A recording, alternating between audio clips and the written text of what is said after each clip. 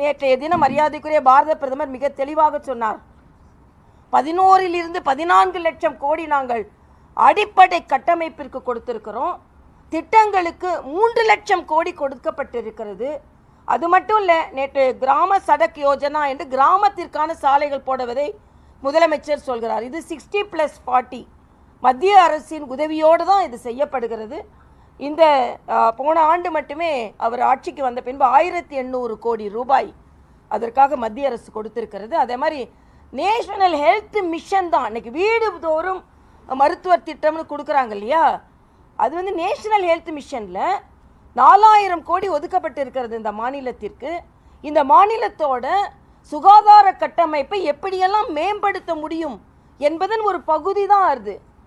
மத்திய அரசின் எல்லா திட்டங்களுக்குமான உதவியை பெற்றுவிட்டு மத்திய அரசின் உதவியே இல்லாமல் நாங்கள் போய்கொண்டு இருக்கிறோம், போராடி கொண்டு இருக்கிறோம், உழைத்து கொண்டு. நான் முதலமைச்சர்கிட்ட கேட்குறேன், முதலமைச்சரை உங்களுக்கு ஓட்டு போட்டு மக்கள் தேர்ந்தெடுத்திருக்கிறார்கள், உழைக்கத்தானே கூட சொல்லியிருக்காங்க. நீங்கள் பிழைத்து கொண்டு இருக்கிறீங்களா, அது வேற விஷயம்.